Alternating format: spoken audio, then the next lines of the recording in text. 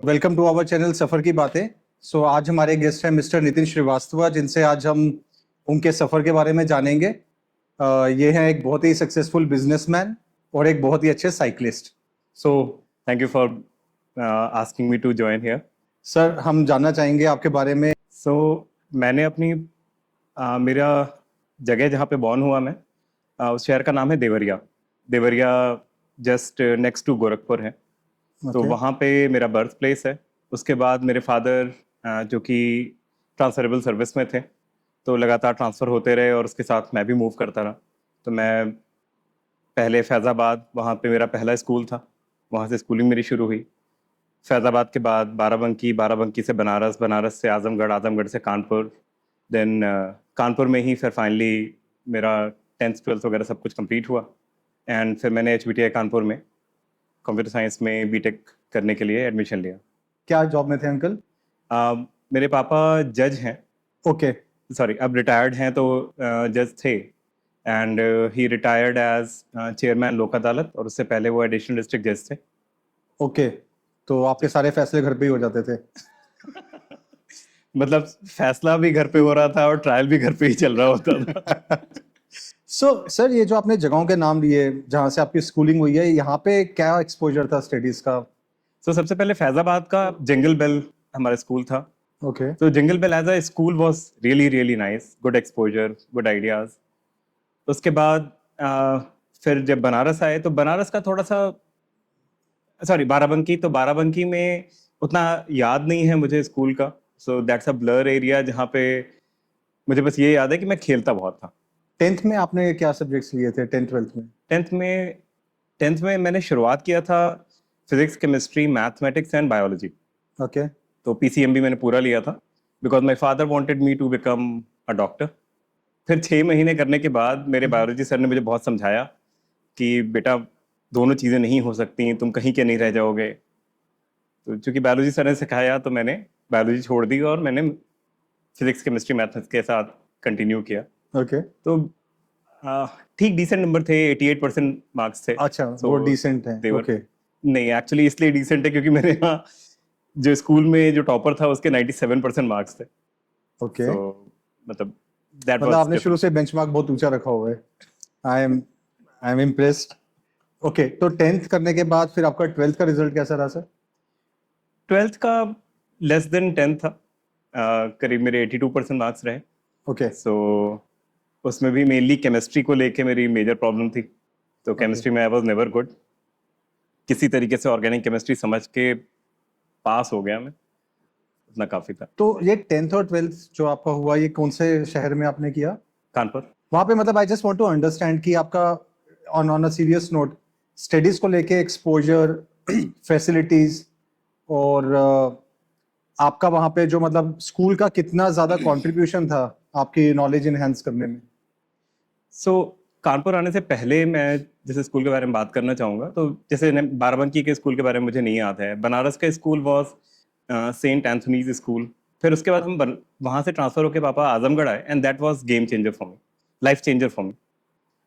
वहाँ पे मैं क्लास 7th में मैंने एडमिशन लिया और इट वाज मिड सेम में मैंने एडमिशन लिया था।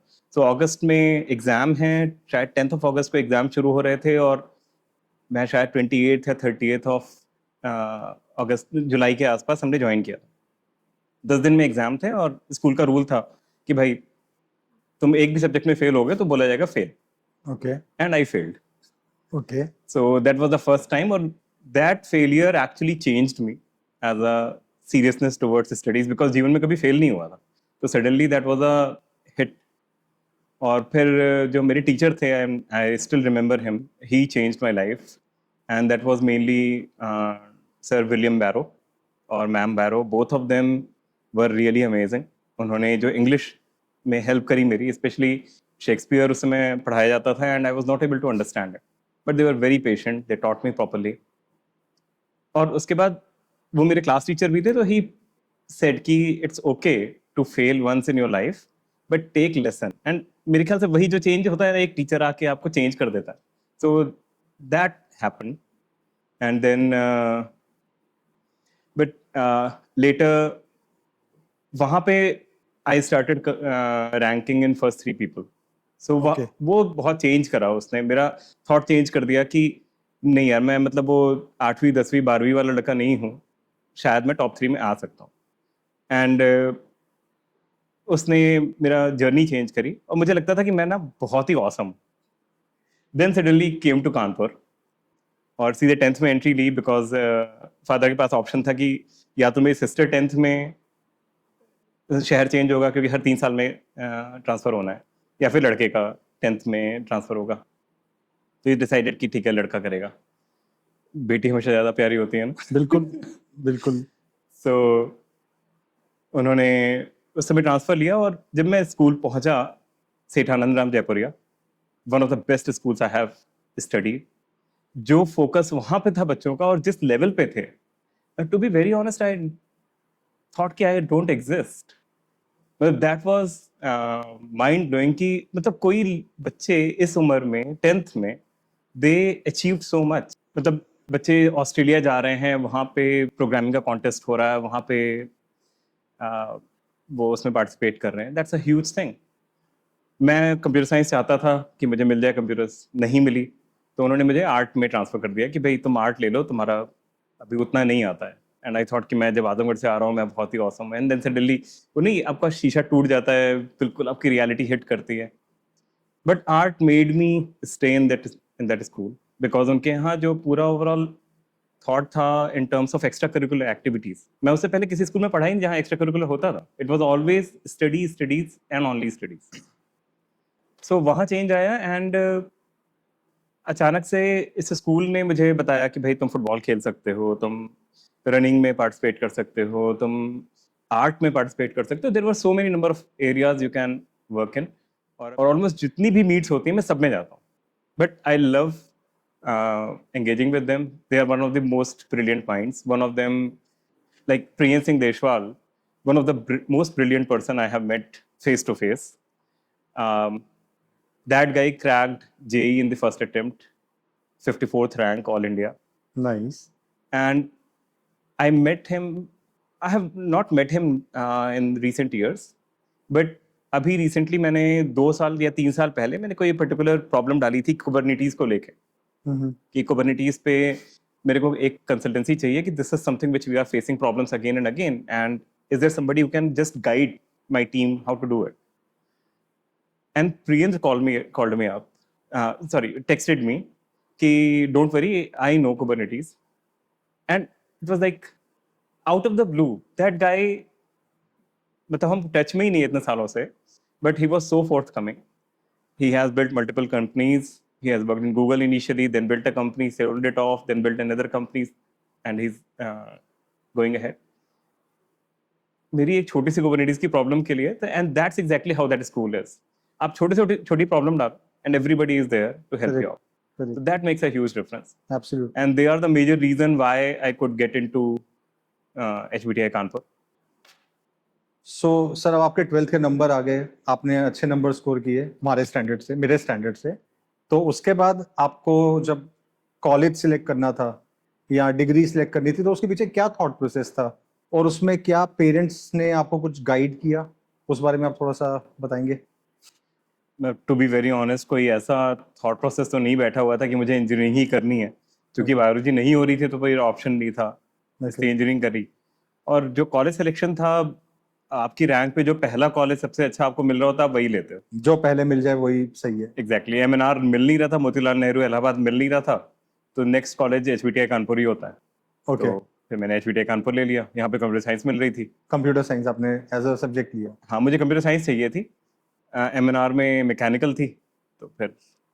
तो सर ये कितने सन पुरानी बात है जो आपने कंप्यूटर साइंस की थी? इस बात को कितने साल हो गए? नहीं, लोग कंफ्यूज हो सकते हैं सर दाढ़ी वाइट देख के, इसलिए मैंने कहा पूछ लूं ताकि कोई डाउट ना रहे. नहीं, सन 2000 में ज्वाइन किया ना, तो बस Okay. मतलब ज्यादा समय नहीं हुआ है. बस अभी थोड़े साल पुरानी बात है. सर उस टाइम कंप्यूटर का बहुत बूम था. हाँ, 2000 was that year ना, YK2 हाँ, वाला Y2K चल रहा था. Y2K चल रहा था. हाँ, तो काफी नाम था, but at the same time जैसे ही 2001 आया, हम फर्स्ट ईयर में आए, वो बबल बर्स्ट हुआ और हमें लगा यार क्या कर लिया हमने. How was your first year in college? First year was awesome, मतलब मेरे ख्याल से सभी का होता है। वो रैगिंग चल रही है और हम प्लानिंग कर रहे हैं कि इस बार सीनियर से बच के ऐसे निकल जाएंगे और ये चीज़ें कर लेंगे, तो that was a good time, तो नथिंग रॉन्ग विद इट। और बाकी फर्स्ट ईयर में जो हमारे यहाँ ताल करके एक वो होता है, फंक्शन होता है। आई थिंक फर्स्ट ईयर में ताल नहीं होता था, फाइनल ईयर का याद है मुझे, उससे पहले का याद नहीं है। But overall it was an amazing time. पुरानी बात होगी सर। हाँ, मतलब काफी ज्यादा पुरानी बात हो गई। सो सर, जैसे आज की डेट में जो बच्चे हैं जो कॉलेज में जाते हैं, ये रैगिंग को लेके बहुत आजकल एक नेगेटिव बहुत ही मतलब सेंसिटिव इशू बन चुका है रैगिंग, बिकॉज कहीं जगह पे एक्सट्रीम्स हो जाते हैं। What are your views on ragging? Is it a good thing, bad thing, या it has to be done in a controlled manner? Sir देखो, ये मतलब कंट्रोवर्शियल हो सकता है, पर मेरा पर्सनली मानना है, अगर आपकी रैगिंग नहीं हुई है तो आपको कभी, एक चीज कही जाती है ना, पहले आपको तोड़ के वापस मिट्टी बनाया जाता है, फिर से वापस गढ़ा जाता है। एक्चुअली कॉलेज वही टाइम है। आपका सीनियर, जब आप वहां पे पहुंचते हो, आप अपना रैंक वगैरह सब लेके आए हो, राइट? एक अलग प्राइड वगैरह नहीं होता है मन में, अब झूठा घमंड अंदर आता है। वो जब सीनियर आपका आपको हर दिन स्लैश डाउन करता है, कहता है कि तुम्हें कुछ है नहीं, ठीक है, it makes you humble. But उसमें मेंटल स्ट्रेंथ चाहिए सर बहुत। Not everybody is having that kind of mental strength, खासकर आजकल। सर पता नहीं, मतलब मैं तो ऑनेस्टली बोलूं, और उसमें मैं भी एक्यूज हूँ, एक वर्ड है पोसना, मतलब ईस्टर्न यूपी में बोला जाता है, बच्चे को बड़ा पोसा जा रहा है, ठीक है, कि हर चीज से उसको प्रोटेक्ट करेंगे। आजकल ना हम बच्चों को बहुत ज्यादा पोसते हैं। मतलब मुझे नहीं याद है, जब मेंटल स्ट्रेंथ का जहां तक है ना, आपको जब तक एक्सपोजर ही नहीं मिलेगा, आपको स्ट्रेंथ कहाँ से आएगी? मतलब जब आप जाते हो जिम में अपने आप को एक एक्स्ट्रा ऑर्डिनरी वेट के साथ जब वर्कआउट करते हो, तभी तो मसल बनती है। Same will happen with your no gain without pain. Exactly. But हाँ, आई डू अग्री, जहाँ पे सीनियर्स बहुत एक्सट्रीम चले जाते हैं, वेयर दे स्टार्ट हिटिंग, एक दो थप्पड़ खाना नॉर्मल है, मतलब मैंने तो 10-15 खाए होंगे, तो इट्स वेरी मच ओके। लेकिन कहीं पे वो नहीं होना चाहिए जहाँ पे आप बच्चे का हाथ पैर तोड़ रहे हो, उसको एक है जहाँ पे हीटर पे उसको बोल देते हो सुसु करो एंड ऑल, तो वो सब चीजें they are life threatening, right? Correct. That shouldn't be done. And if it आप इज बीइंग करो, डन मजे तो करो। The voice should be raised, right? Definitely. Because abuse लेने का कोई मतलब नहीं बनता till the time it is funny for everyone, और it's not going beyond a limit, it is okay. उसके बाद तो you have to make sure that you raise the voice. Right. सो मतलब आपका एडवेंचरस रहा first year, and I am pretty sure बाकी years में आपने गिव बैक भी किया होगा उस चीज का। बहुत। उस पर हम ज्यादा डिटेल्स में तो मैं नहीं जाऊंगा, क्योंकि वो इंस्पिरेशन नहीं होगा ज्यादा। But in terms of studies, आपका कॉलेज में नॉर्मली आजकल बच्चों से अगर आप बात करोगे तो द नॉर्मल व्यू इज कि हम कॉलेज में कुछ सीखते नहीं है, राइट? आपका कॉलेज का एक्सपीरियंस क्या था? Did you learn something there which contributed in terms of आपकी कैरियर ग्रोथ और लर्निंग में ओवरऑल? तो समहाउ, मतलब मुझे लगता है कि उस समय तो, टू बी वेरी ऑनेस्ट, जैसे हर बच्चे को लगता है ना, मुझे भी लगता था कि यूजलेस ही हैं सारे टीचर, जिनसे कुछ नहीं हुआ वो टीचर्स बने हुए हैं। बट उनका जॉब था नहीं हमें पढ़ाने का। They were suppose to discipline us, put us in the situation जहां हम पढ़ लें। अब आप ये बोलो कि यार इंजीनियरिंग में गए हैं, टीचर पढ़ा लेगा, कोई एक्सेप्शनल दो चार होंगे पढ़ा देंगे, आप पढ़ लो उनसे, but rest of the thing is आपको एक माहौल मिलता है, उस माहौल में आपको खुद ही पढ़ना पड़ता है। मैंने 4 साल केवल कोडिंग करी और उसका रिजल्ट मुझे दिखता था। Self motivation? हाँ, मतलब आपका शौक भी होना चाहिए, सेल्फ मोटिवेटेड तो होना ही होना है। नहीं, ये क्वेश्चन मैं आपसे इसलिए पूछ रहा हूँ, अगर आज के जो लोग हमारे व्यूअर्स आपको देख रहे हैं जो इस टाइम कॉलेज में है, देखिए end of the day everybody wants to be successful, right? So उनके लिए क्या मंत्र? I know there is no one shoe fit all वाला कभी का काम नहीं चलता, and everybody is having a different kind of motivation. But अगर एक थंब रूल की बात करें कि जो बच्चे कॉलेज में हैं, इंजीनियरिंग तो हमारे यहाँ पे वैसे भी होलसेल में होती है, तो आपका क्या गाइडेंस है, आपका क्या अप्रोच होगा उन लोगों के लिए कि they should follow that path to at least make use of that period जो कॉलेज में वो हैं? सर मेरे ख्याल से 4 साल में आपको ये डिसाइड कर लेना चाहिए कि आप कौन से कोर एरिया में काम करना चाहते हैं। ओके। अल्टीमेटली देखो, कॉलेज का लोग बहुत सारी बातें करते हैं। There is one professor who said college का पर्पस जॉब दिलाना नहीं है, कॉलेज का पर्पस आपको सिखाना है, उस सीख के बेसिस पे जॉब लेना आपकी जिम्मेदारी। कॉलेज उसमें अगर कुछ कंट्रीब्यूट कर देता है इट्स ग्रेट, नहीं करता है you shouldn't complain. I a bit disagree with it. College से जॉब अगर आपकी नहीं लगी है ना तो लाइफ बहुत टफ रहती है। ठीक है, मैंने किस्मत वाला था, हमारी पहली कंपनी आई, उसी में ही मेरी जॉब लग गई। तो इसलिए मैं बहुत ज़्यादा ज्ञान तो उसमें नहीं दे सकता कि क्या पेनफुल मेमोरीज हो सकती हैं किसी और के लिए। But I have seen people who couldn't get placed at that time, बहुत टफ टाइम था उनके लिए। But before we talk about the first company and all, अगर इस बात पे जो आपका यहाँ पे मैसेज है, it is like you have to decide कि आप अपने कॉलेज के बाद नेक्स्ट चीज क्या परस्यू करने वाले हो। Right, the sooner you are able to make that decision, you are in a better position to Correct. Move forward. In your case it was coding, right? मुझे सॉफ्टवेयर इंजीनियर ही बनना था, तो कोडिंग, ओके ओके। तो आपका फिर college में number कैसे आए सर फाइनली? बहुत ही घटिया नंबर थे मेरे। ओके, फर्स्ट ईयर में मतलब हार्डली लाइक 67% मार्क्स थे। सडनली कहाँ से कहाँ पे पहुंच रहा था मैं, मुझे खुद समझ में नहीं आ रहा था। वो सिर्फ एजुकेशन का रीजन था या आपके एक्स्ट्रा करिकुलर एक्टिविटीज का कंट्रीब्यूशन था? एक्स्ट्रा करिकुलर एक्टिविटीज कुछ ज्यादा ही हो गई थी। ओके, उसके बाद सेकेंड ईयर का जो फर्स्ट सेमेस्टर, थर्ड सेमेस्टर जो होता है, that was the most horrible का सेमेस्टर।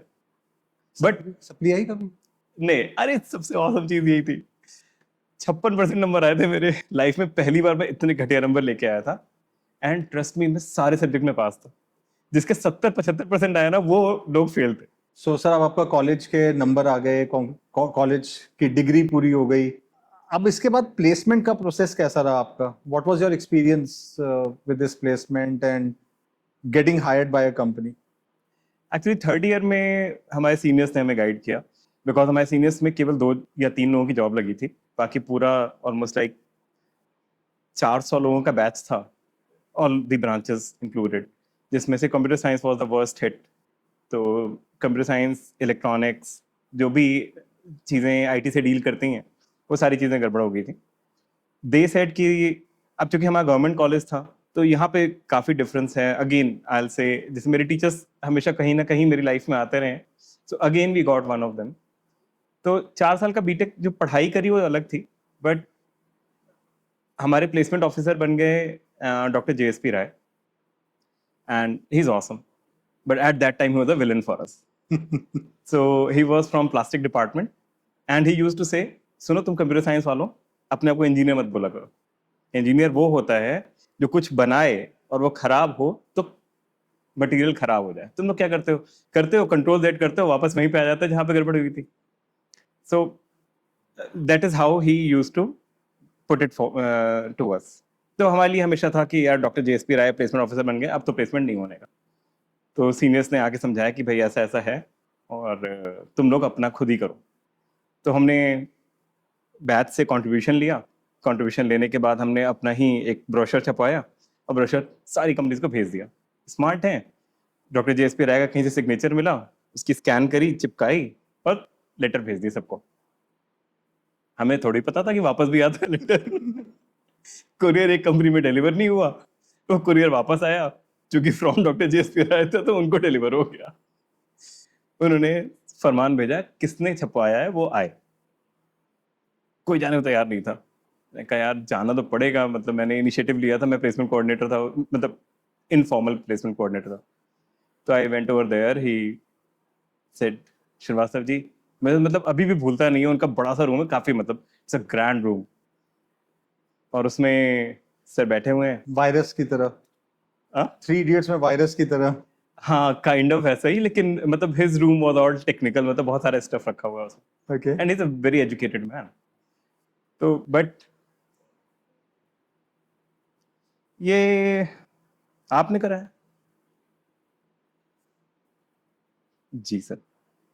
ओके, इसमें स्पेलिंग मिस्टेक कैसे कर दी आपने? मतलब ही डिड नॉट पेनलाइज अस, मतलब that was huge. I thought कि मतलब अब जो एक्शन होने वाला है ना, प्लेसमेंट नहीं होगा, मेरा तो नहीं होगा definitely. But he said spelling mistake कैसे कर दी? और फिर उन्होंने बोला भाई मेरे नाम से लेटर भेजा है तो स्पेलिंग मिस्टेक तो नहीं कर सकते आप, तो चलिए इसको सही करके लेके आई। और उन्होंने एक लाइन पढ़ी, बोला यहाँ पे ये स्पेलिंग मिस्टेक, इसका प्रिंट लेके आओ। And he used to look at only the print out, वो कंप्यूटर पे नहीं देखे। और वहां से नवाबगंज बगल में ही होता है हमारे कॉलेज के, मैं भाग के गया, बाइक वाइक तो थी नहीं, और डॉक्टर जेएसपी राय वाज ना, वो टेरर था उनका। मैं भाग के गया, वापस आया, मैं सर अच्छा यहाँ पे कॉमा लगा दी, प्रिंट लेके आओ। No, he was working as a interpreter, not as भाई कंपाइल कर दो सारे एरर्स एक बार बता दो, आगे बढ़ जाएंगे ना।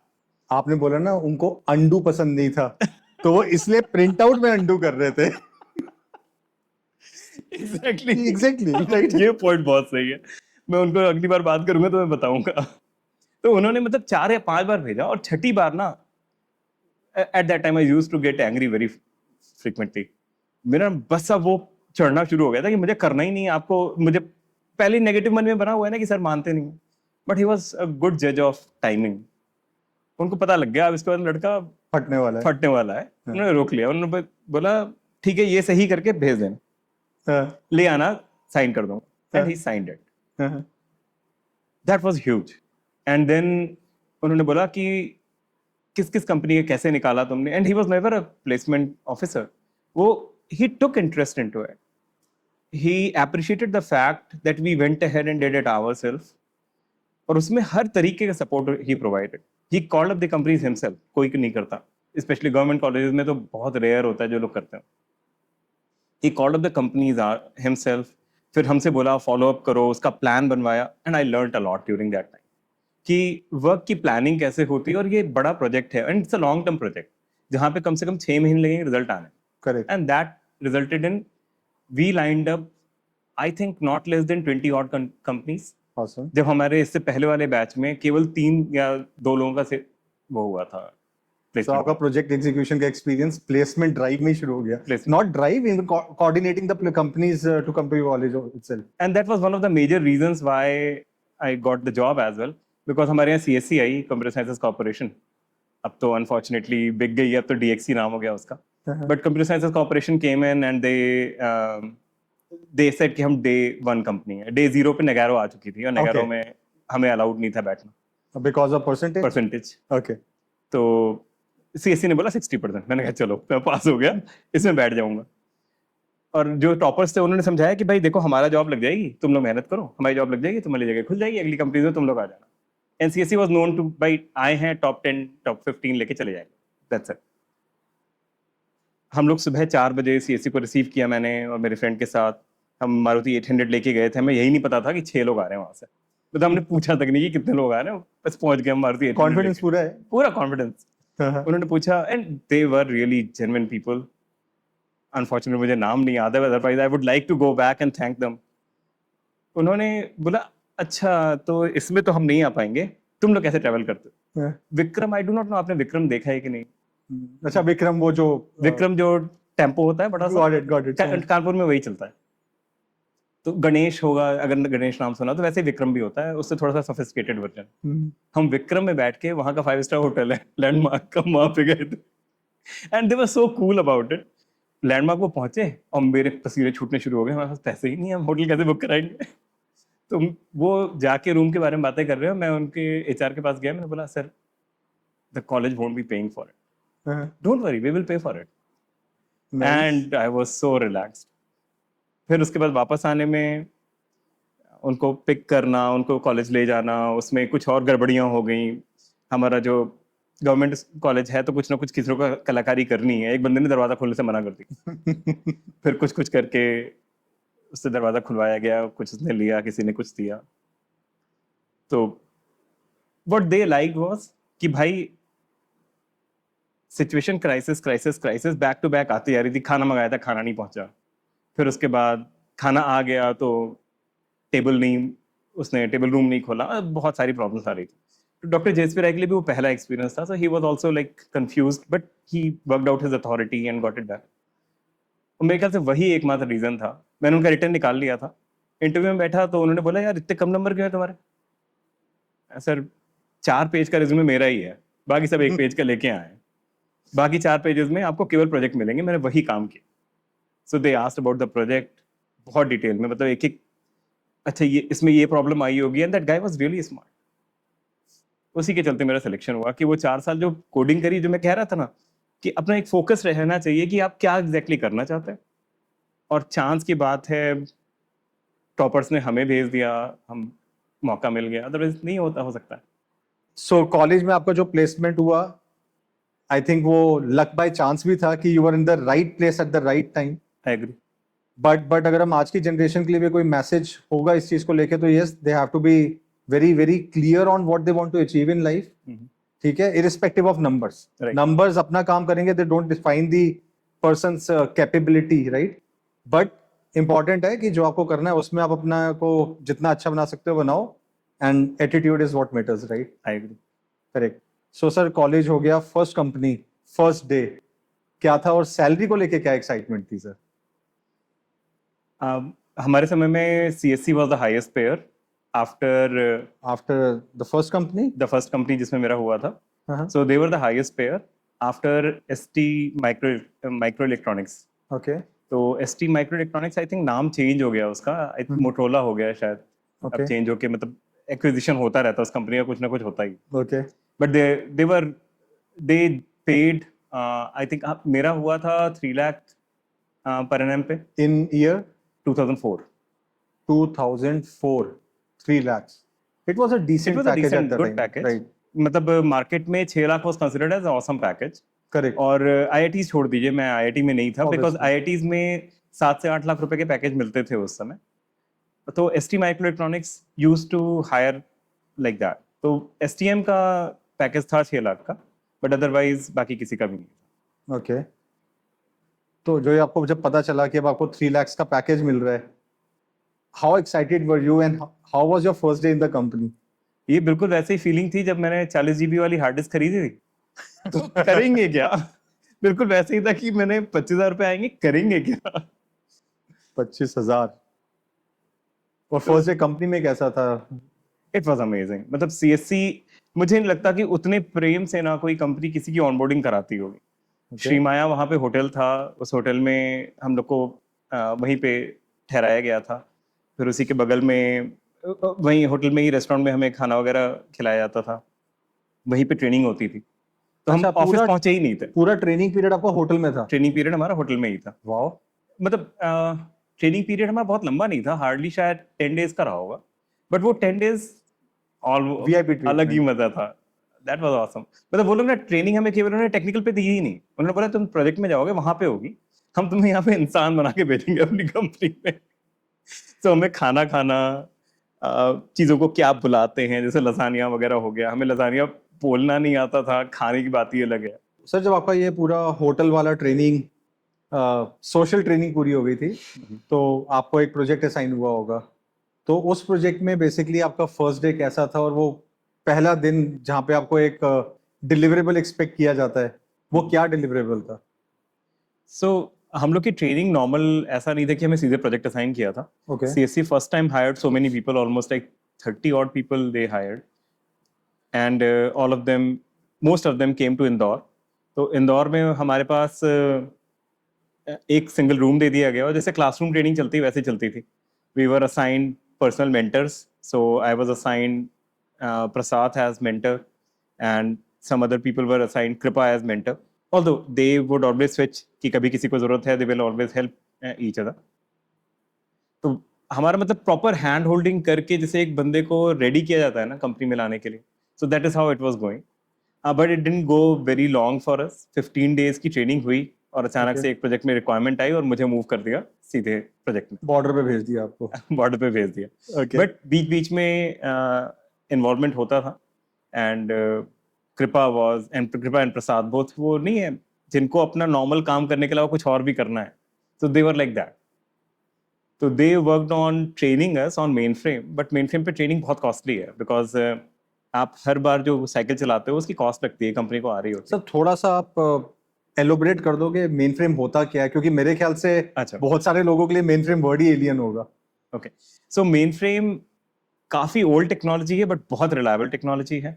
So you can understand from the perspective कि मेन फ्रेम की जो रैम है 4 MB की रैम हुआ करती थी, ओके और उस 4 MB के रैम में उन्होंने पूरी दुनिया चला दी थी। ठीक है, IBM was the pioneer, there were several other companies which came in।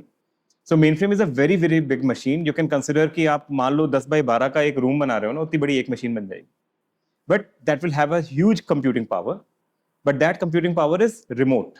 आप जो वर्क करते हो उसमें अपने एम्यूलेटर के थ्रू करते हो. सिमुलेटर नहीं है, एम्यूलेटर है. And why am I insisting on it? Because that is the next thing which I want to explain. जो मैं अभी बोल रहा था ना, Kripa was looking forward to other things.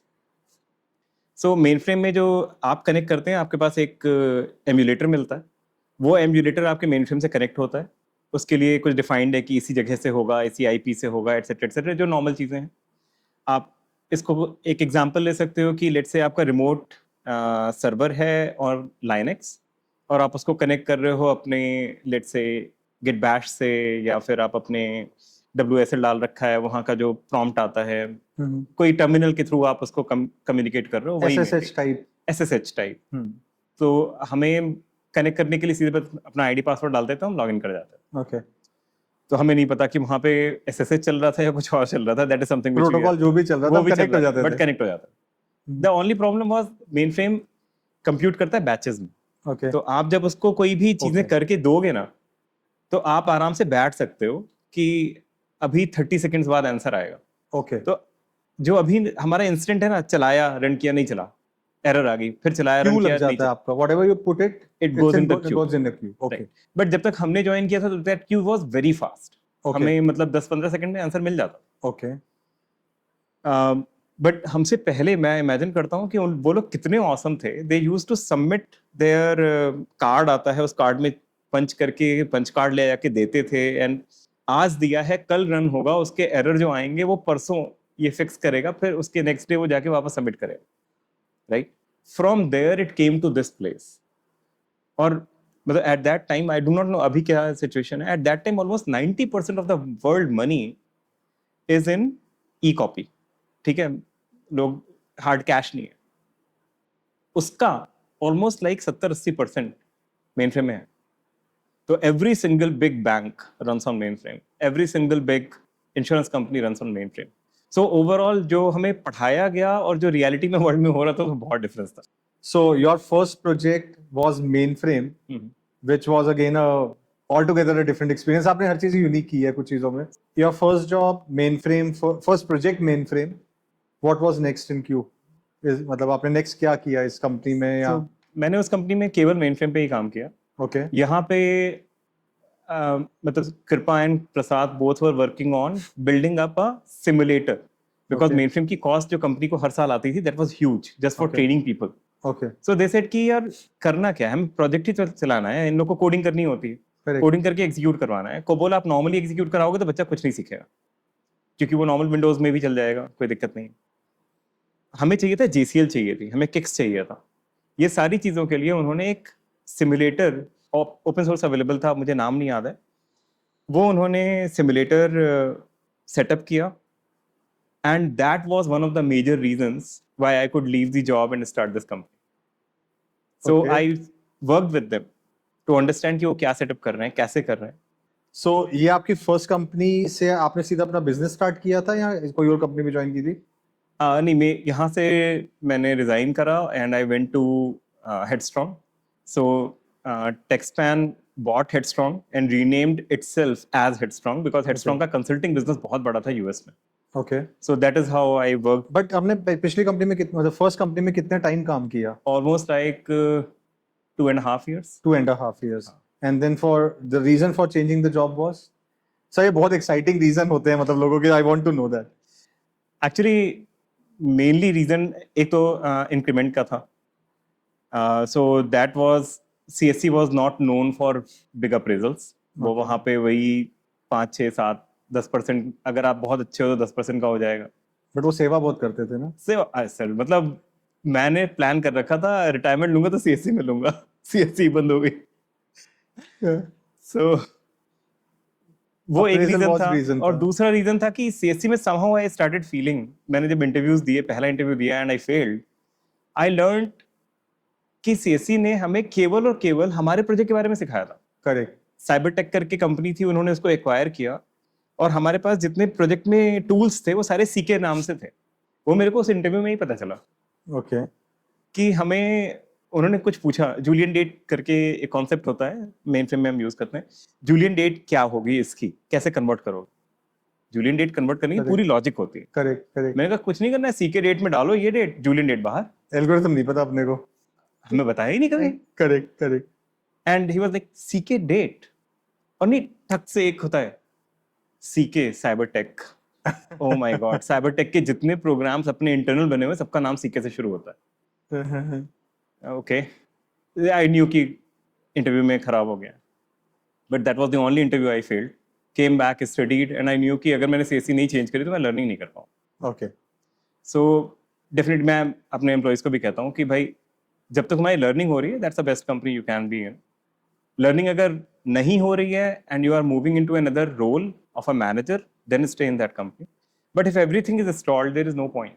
So there has to be a purpose. There मतलब has to आप be a पैसे के लिए जा रहे हो, even that is a purpose, but it has to be attached with some substantial gain in terms of your progress as a employee also. Right? Correct, not only money should be the only reason. हालांकि सब लोग, अभी मैं भी पहले यही बोलता था, ज्ञान देंगे कि पैसे रीजन नहीं होते। भाई तुमने कमा लिया तो इसलिए पैसे रीजन नहीं। Correct. नहीं यार, पैसे हमेशा रीजन होते हैं।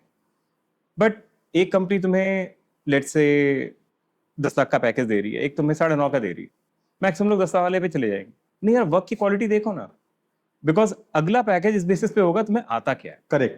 Correct. तो वो 50,000 रुपए इतना बड़ा मैटर नहीं है, लोग नहीं समझते और वहां पे कॉम्प्रोमाइज कर जाते हैं just because of 50,000 rupees. I think that's a wrong approach. I agree. I agree. So you moved to this company again on mainframe only. Again on main frames, Okay. Because main frame में था तो उसी के लिए ही hiring थी। जैसे ये है ना, मेरा प्लेसमेंट आरबीएस में भी हुआ था, royal bank of Scotland. Okay. They were giving us more they were giving me a better package compared to Headstrong On the same technology. on the same technology. Okay. But I went for Headstrong just because I knew कि Headstrong में जो technology का काम होता है वो अलग ही level का है, Okay. और वो एक्चुअली अलग लेवल का था। अगेन वो जो कानपुर वाली फीलिंग बताई थी ना मैंने, वैसी वाली फीलिंग आई थी मुझे अचानक से Headstrong पहुंच के। कि वहां के हीरो यहाँ पे फिर से जीरो. एग्जैक्टली, बिकॉज यहाँ पे बंदे ना अलग ही लेवल पे काम कर रहे हैं, बहुत ही अमेजिंग थे। Correct. So there, and my partner with whom I started my business, so he went to Headstrong first. Sorry, यहाँ पे थोड़ा आप थोड़ा सा elaborate करो. You stayed in your first company for 2.5 years. हाँ, You joined this company.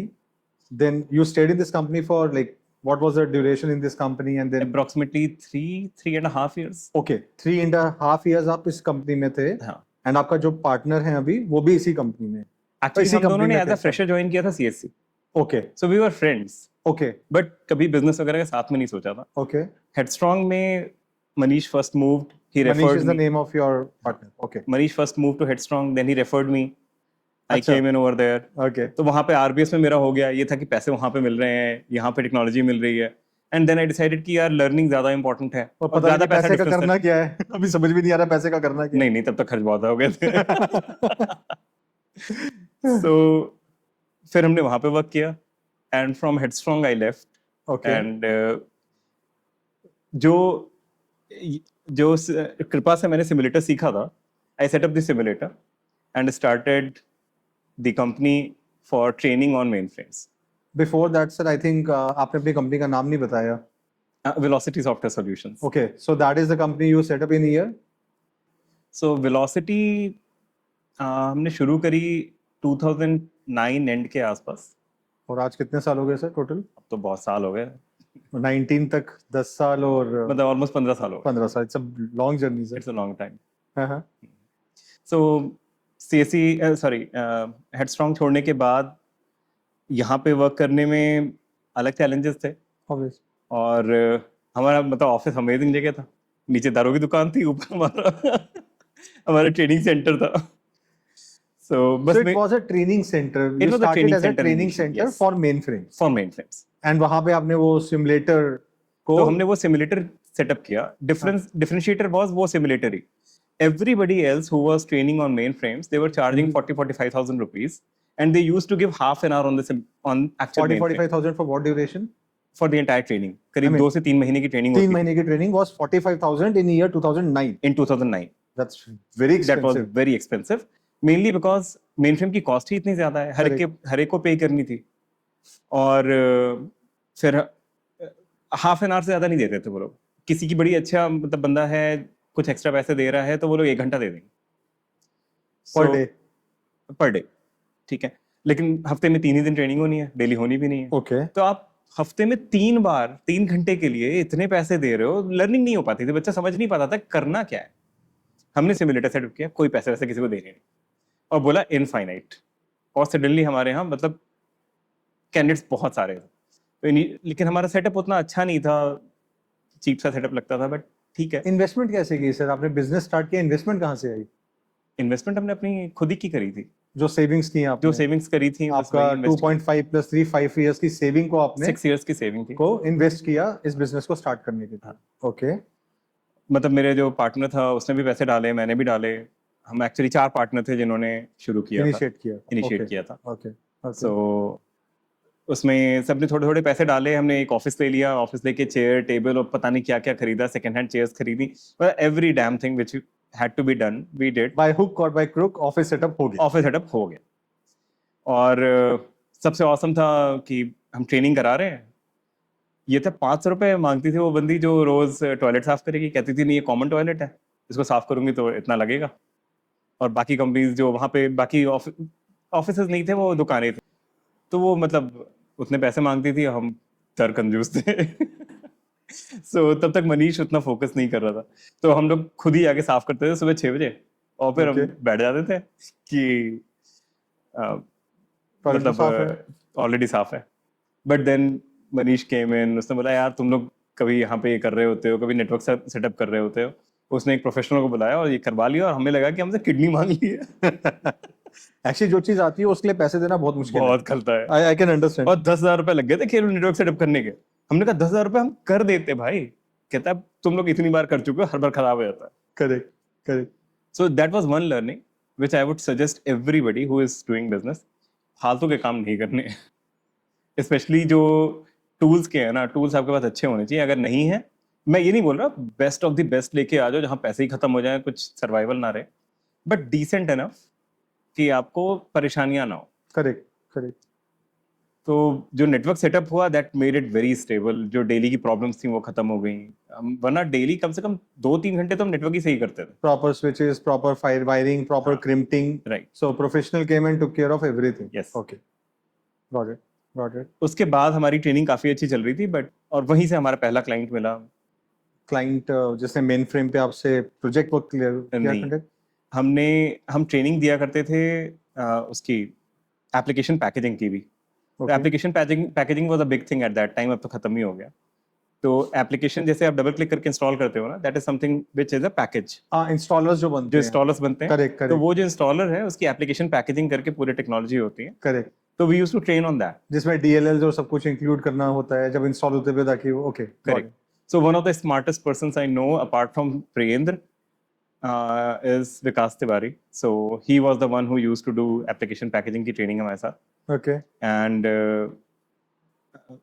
वहाँ से हमें यूनिसेफ में बुलाया गया कि वहाँ से एक बंदा आया यहाँ पे ट्रेनिंग लेने के लिए। अच्छा। सो वो ट्रेनिंग लेके वापस गया, और सिमिलरली वहीं पे उसी समय हमारे पास एक बंदा ट्रेनिंग के लिए आया from Larsen and Toubro, L&T Faridabad. Okay. हमने उनकी ट्रेनिंग कराई। फिर ये जो बंदा वापस गया, he was supposed to build that system, इसको आ नहीं रहा था।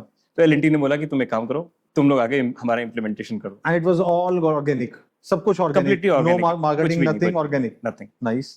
तो L&T ने हमें बुलाया, हमने उनका एप्लीकेशन पैकेजिंग का कुछ वर्क किया, फिर CSC का कुछ एप्लीकेशन पैकेजिंग का काम किया, फिर L&T का पूरा हमें सर्वर मिल गया। We were good at networking and all. हमारे पास प्रोफेशन से जैसे एप्लीकेशन पैकेजिंग का हो गया, हम लोग मेन फ्रेम देखते ही थे, तो वहाँ पे नेटवर्किंग का हमने पूरा का पूरा सर्वर मैनेजमेंट जो था वो हमने ले लिया L&T का। So L&T Faridabad we work for almost like 5-6 years। 2015 में जाके हमारा शायद कॉन्ट्रैक्ट क्लोज हुआ है, 15-16 में शायद क्लोज हुआ है। When HCL came up with really ridiculous numbers, हमने कहा भैया आप ले जाओ, हमसे Numbers तो नहीं match हो नहीं पाए, कर इससे पाएंगे। कम हम नहीं कर पाएंगे। Correct. And CSC sorry UNICEF से हमें बहुत काम मिला। तो UNICEF, UNDP, UN Women, UNFPA, तो UN की ऑलमोस्ट हर ऑर्गेनाइजेशन जितनी इंडिया में है, जितनी बड़ी ऑर्गेनाइजेशन है, हमने सबके साथ काम किया। What kind of services you are providing there? So हमने स्टार्ट किया था इनिशियली केवल एप्लीकेशन पैकेजिंग से, एज अ वेंडर रजिस्ट्रेशन हो गया, ओके और उसके बाद यूनिसेफ ने हमें लॉन्ग टर्म एग्रीमेंट दे दिया। जैसे ही लॉन्ग टर्म एग्रीमेंट आया, almost every UN agency piggybacks on UNICEF का लॉन्ग टर्म एग्रीमेंट। ओके। तो वहां से हमें काफी सारा वर्क मिल गया। So if I understand it correctly, you started as a mainframe training company. अगर हम इसको एक टाइमलाइन में डालें तो you started as a mainframe training company. You added application packaging to it. हम्म, आपके पास कुछ अच्छी रिनाउंड ब्रांड से लोग ट्रेनिंग के लिए आए and that give you a connection, और आपको एक फुट डालने का मौका मिल गया इन कंपनीज Correct. में. And then once you were there, you were not limited to mainframes or application packaging. You picked up almost everything that you could take as a technology, right? Right. So Okay. Actually challenge ये भी था कि हमारी training grow नहीं कर रही थी.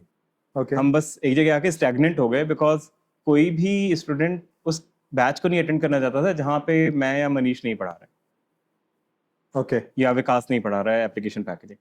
So that became a huge challenge. हम कितना कर सकते हैं, एक Correct. मतलब एक आदमी कितने बैचेस दे पाए. हम बाहर से बुलाते थे ट्रेनर्स तो लोगों को पसंद नहीं आता है. तो हमारा मोटिवेशन डिफरेंट है, उनका मोटिवेशन डिफरेंट I है. think industry experience का फर्क पड़ता है यहाँ काफी पे. अंतर पड़ता है. दूसरी चीज है, हमारी ट्रेनिंग ये नहीं होती थी कि बस तुम ट्रेनिंग करो और निकलो. Correct. But that was a wrong strategy as well in terms of business, क्योंकि उसी समय इतने सारे ट्रेनिंग इंस्टीट्यूट चल रहे थे. हम ही एक आइटम थे कि मतलब हमें ही नहीं करनी है. I think फर्क यही था ना, because that is the person you are, right? You interact with people. You want to see them grow. I think हाँ, वही मतलब एक मैं element पीछे था पड़ जाता था जो कि भाई differentiator था. आज ये काम खत्म नहीं होगा तुम वापस नहीं जाओगे. अब वो ना ट्रेनिंग इंस्टीट्यूट में कौन करता है कि Correct, आज तुम्हारा correct. खत्म नहीं होगा तुम वापस नहीं जाओगे. Correct. Correct. But that instilled that focus into people जहाँ पे वो कंप्लीट करके जा रहे हैं. तब जब वो जाके इंटरव्यू देते थे ना, Success rate बढ़ वो जाता था. हमारा शायद ही कोई बंदा होगा जो इंटरव्यू क्वालिफाई नहीं कर पाए. Correct. Correct. Nice. Nice. But वो ग्रो नहीं कर रहा था. देन वी न्यू कि let's Because mainframe as a technology में I think opportunities कम थी. अपॉर्चुनिटीज भी कम थी और दूसरे हम लिमिटेड हो गए थे कि आप हमारा स्केल नहीं कर पा हम रहे थे. स्केल नहीं कर पा रहे थे. Okay. Okay. But I think आपको और बेटर ऑप्शंस मिल रही थी, तो आपका टाइम वहां भी इन्वेस्ट होना शुरू हो गया. हाँ, तो Correct. जैसे ही बेटर ऑप्शंस मिले तो हमने बाकी प्रोजेक्ट्स भी एग्जीक्यूट करने शुरू किए. और एक्चुअली मन तो सॉफ्टवेयर कंपनी खोलने का था, ट्रेनिंग कंपनी का तो मन नहीं था. Correct. So that started taking shape. तो by 2014-15 हमने फोकस एरिया भी बना लिया कि एक सेक्शन हो गया जो कम्प्लीटली ई कॉमर्स पे काम करता था, एक सेक्शन हो गया जो यूएन के कुछ एक प्रोजेक्ट्स करता था. तो ई कॉमर्स वाले में हमने प्लगइन्स डेवलप करने शुरू किए. तो at that time OpenCart, Shopify, PrestaShop, Magento, मतलब जितने भी आप ओपन सोर्स प्लेटफॉर्म सोच सकते हैं हम सबके प्लगइन बना रहे थे. उन प्लगइन्स के थ्रू जिन कस्टमर्स ने खरीदा उन्होंने हमें ही हायर कर लिया हमारा पूरा सिस्टम मैनेज करने के लिए, उनका पूरा सिस्टम मैनेज करने के लिए. इसे तो- कहेंगे आपने लो हैंगिंग फ्रूट्स को फटाफट पहले टारगेट किया. प्लगइन्स, लोगों की प्रॉब्लम्स आपके सामने है, मे बी शायद in form of user forums. Actually that is a difficult one. Okay. Plugins में चैलेंज ये है कि आपको प्रोडक्ट बना लिया आपने, राइट, अब बेचना है.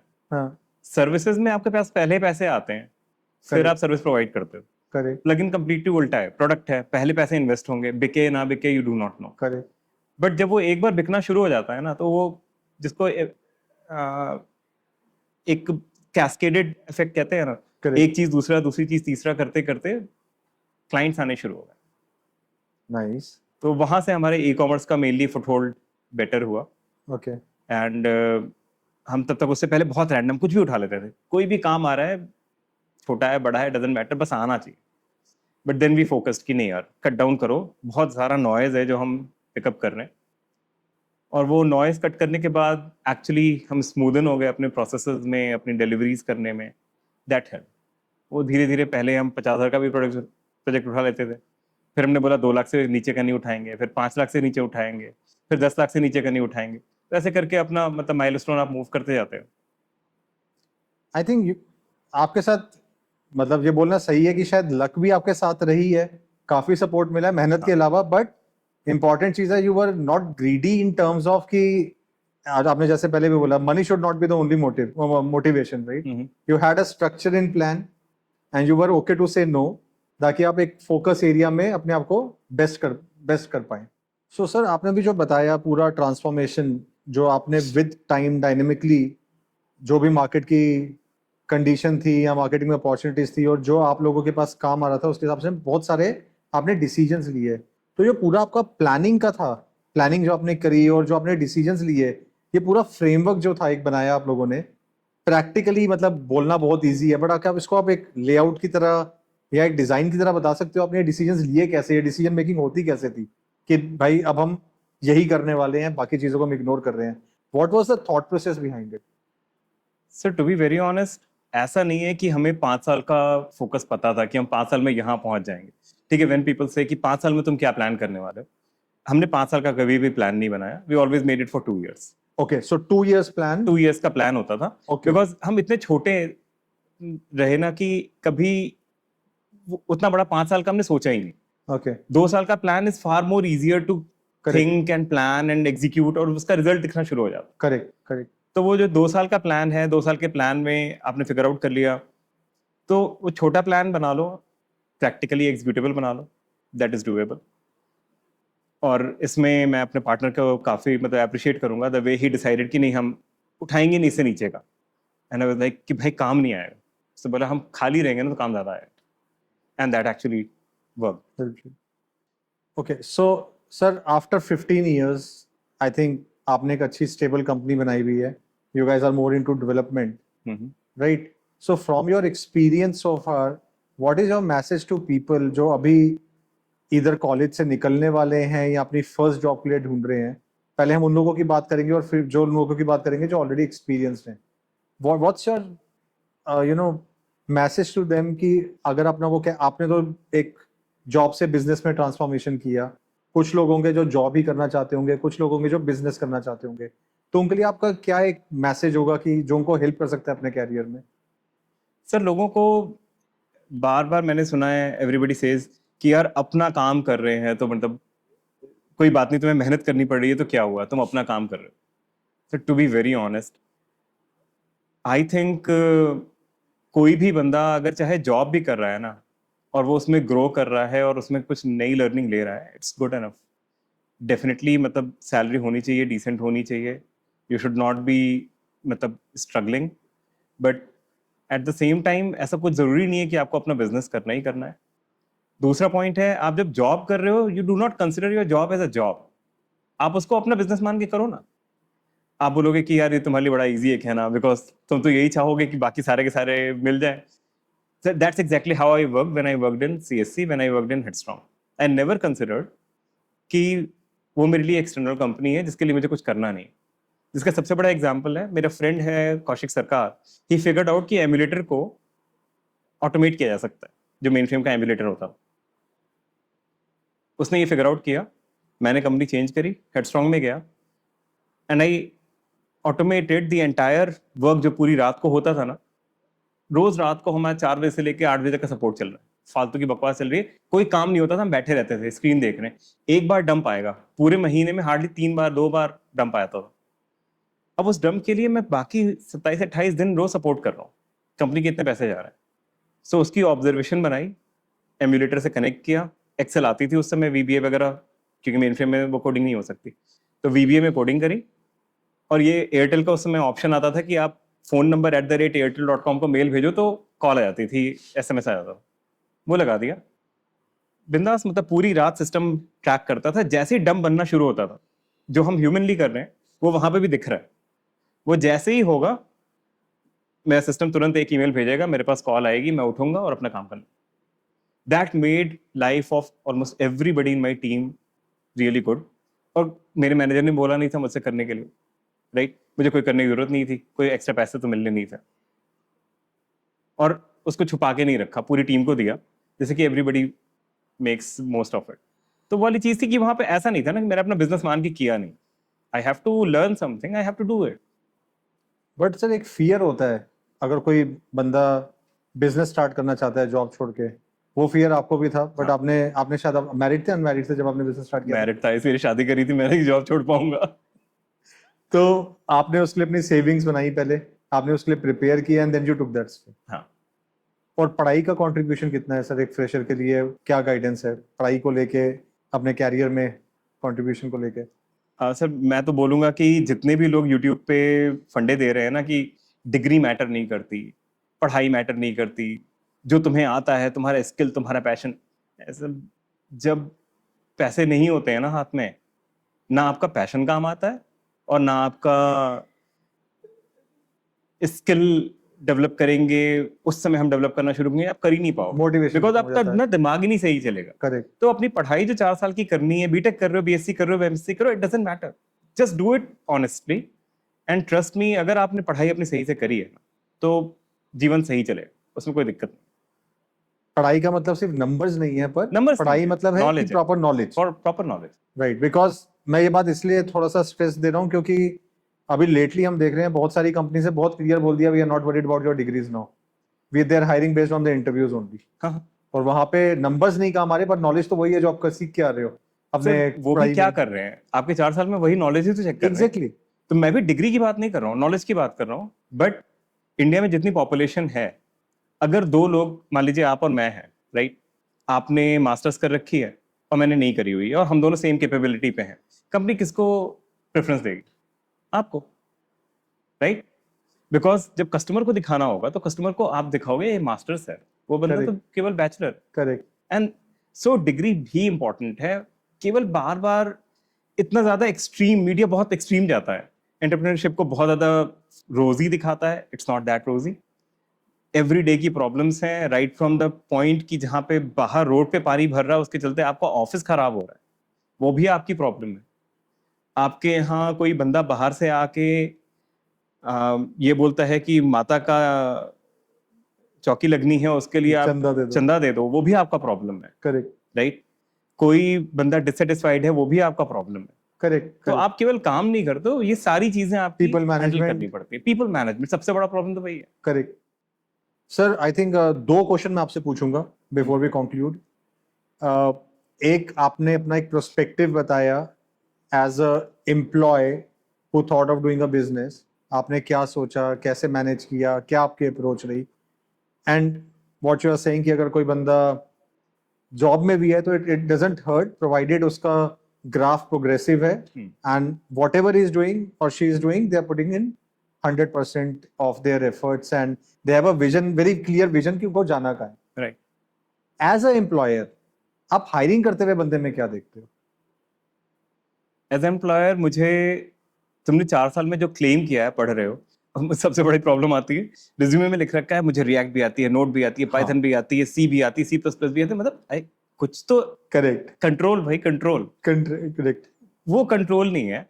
और जब मैं इंटरव्यू ले रहा हूँ, आप क्लेम कर देते हो बड़ी बड़ी बातें, मैं उसी पे चेक करूंगा, राइट? अब अनफॉर्चुनेटली एक बंदे ने मुझे इंटरव्यू में बोला, सर मैंने जस्ट बिकॉज कि रिएक्ट बोल दिया इसलिए मुझे सेलेक्ट नहीं किया, उस लड़के ने C++ बोला था। मैंने कहा मैंने तुमसे बोला थोड़ी था तुम रिएक्ट बोलो, तुम भी C++ बोल दो, अपना इंटरव्यू उस पे दे दो। तो फिर ही इंसिस्टेड अपॉन कि आप मेरा C++ में इंटरव्यू ले लीजिए, and I interviewed him on C++, पूरा प्रोग्राम्स वगैरह करे। He solved almost like 12, we hired.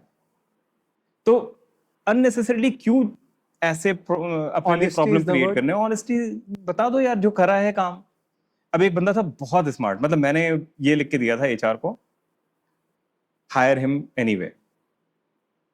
और जब भी ऐसा होता है तो मुझे लगता है मैं शायद बायस्ड हो गया हूँ, तो aligned my partner with him and he was very impressed. फिर उसने बुला लिया उसको ऑफिस, इंटरनेट बंद कर दिया, और इंटरनेट बंद करके बोला ये तुमने बनाया जो है सिस्टम, ये मुझे इसमें ये बटन ऐड करो। इतना सिंपल टास्क था कि जितने बड़े बड़े उसने क्लेम किए थे ना, जो हमें दिखा के इम्प्रेस किया था, इट वाज वेरी गुड। तो नहीं ऐड कर पाए। हमने बोला अच्छा ढूंढ के बता दो कहाँ पे है वो बटन, कहाँ देखोगे कोड में कि वो ऐड हो जाए? नहीं। एंड फाइनली ही एडमिटेड, मैंने प्रॉम्प्ट बना के चैट GPT और क्लॉड, इन दोनों को यूज करके सिस्टम बना लिया था। वो कोई फायदा नहीं होगा उसको करने से, मतलब वी विल कैच इट यार। 20-25 साल से हम जॉब भी कर रहे हैं, बिजनेस भी कर रहे हैं, इतने गधे तो नहीं है, हम पकड़ नहीं पाएंगे। So honesty is one thing you look forward to, हाँ। and second thing is attitude. Aptitude, attitude, Aptitude. Okay. Okay. अभी आपने AI वर्ड यूज कर ली है और ये बहुत बड़ा टॉपिक है, तो उस पर हम एक अलग वीडियो बनाना चाहेंगे, बट आपको अभी AI का क्या इम्पैक्ट लग रहा है मार्केट पे अगले 2 साल में? आपके 2 साल के प्लान होते हैं, इसलिए 2 साल का ही पूछ रहे हैं। और क्या आप उसमें हायरिंग में उसको एज अ रिक्वायर्ड स्किल ले रहे हो? नहीं, अभी हायरिंग में तो मैं रिक्वायर्ड स्किल नहीं ले रहा हूँ, but we are definitely getting into it. Right now we are working on creating first AI employ for velocity. Nice, तो एक्साइटिंग। वहाँ पे मतलब there are several number of things which have to work together in one coordination, तो उसके लिए चाहिए होगा। Opportunities नहीं बनेंगी, बट मुझे ऐसा लगता है कि शायद इसके बाद जो लोग डिजर्व करते हैं एक्चुअली सॉफ्टवेयर इंजीनियर होना, बस वही बन पाएंगे। बिकॉज जो लोग जस्ट बन गए थे बिकॉज उन्होंने बीटेक कर लिया है, वो काम सारा एआई कर देगा. And I am so afraid कि हमारा पिरामिड बना हुआ है, राइट? करेक्ट. वो पिरामिड डायमंड में कन्वर्ट होने वाला है और वो बहुत प्रॉब्लमेटिक हो जाएगा और डायमंड गिरता ही गिरता है. आईटी इंडस्ट्री का क्या होगा, I am really afraid. Correct. और टीसीएस का इस बार का रिजल्ट देखा ही, अभी जो रिजल्ट आया है.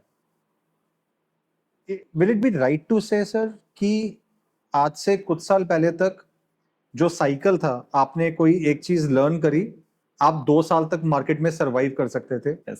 अब वो जो साइकिल है, हैज रिड्यूस टू 2 months. आपने जो सीखा है वो 2 महीने तक वैलिड है, उसके बाद आपने कुछ नहीं सीखा, you are out of the market. Is that correct? Is it like the case with the current market? Sir इतना 2 महीना तो नहीं बोलूंगा, क्योंकि उस केस में तो आप काम करोगे ही नहीं, आप केवल ट्रेनिंग ही करते रह जाओगे. Correct. Right. The only difference is, पहले if you go to 1950s, right, लोग 5-5 साल के प्लान बनाते थे कि हम 5 साल में सॉफ्टवेयर डेवलप करेंगे, ये काम करेंगे. सन 2000 आते आते लोगों ने प्लान करना शुरू किया कि ये सॉफ्टवेयर हम 1 साल का प्लान बनाएंगे. फिर लाइनेक्स ने बोला कि हम 6 महीने में नया वर्जन निकालेंगे. फिर 2 हफ्ते में करेंगे. एग्जैक्टली, हम हर 2 हफ्ते में एक नया वर्जन निकाल देंगे. Correct. Right. Correct. With AI coming in, मैं एग्जांपल देता हूँ, हम प्लगइन बनाते थे ऑलमोस्ट लाइक 3 months में. थोड़ा सा प्लान, मतलब मैनेजमेंट की भी गड़बड़ थी. उसके बाद हमने प्लगइन बनाना शुरू किया ऑलमोस्ट लाइक 20 days में, 20 वर्किंग डेज में हमारा plugin ready. You know, with AI फिर हमने इंप्रूव करते करते करते करते 9 दिन पे आ गए. हम एक प्लगइन बना लेते हैं, अगर बहुत कॉम्प्लेक्स नहीं है, 9 दिन में. अभी एआई वो 9 दिन का काम 1 दिन में कंप्लीट कर रहा है. 2 दिन उसको टेस्टिंग करने में लग रहे हैं, बिकॉज एआई इतना परफेक्ट नहीं है, बहुत सारे एरर्स डालता है. 2 दिन में टेस्टिंग करके उसको क्लोज कर रहा है. करेक्ट. जितना भी बेसिक काम था ना कि यहाँ पे लॉग डाल दो, यहाँ पे ये ऐड कर दो, मजाक बन गया. मतलब इट्स लाइक जो कुछ भी कर दो चल रहा है. Correct. But still human in the loop is important. अभी तो चाहिए, मतलब जो बेंचमार्क्स कह रहे हैं उसके हिसाब से भी, और जो रियलिटी है. अब तो मैं एक्चुअली वर्कआउट कर रहा हूँ ना. Initially I try to make an AI team member of complete project. समझ में नहीं आ रहा, सिस्टम चल ही नहीं रहा, हेलुसिनेट करता रहता. उसको चेंज करके छोटा करते गए. Now only 1 single part is being automated.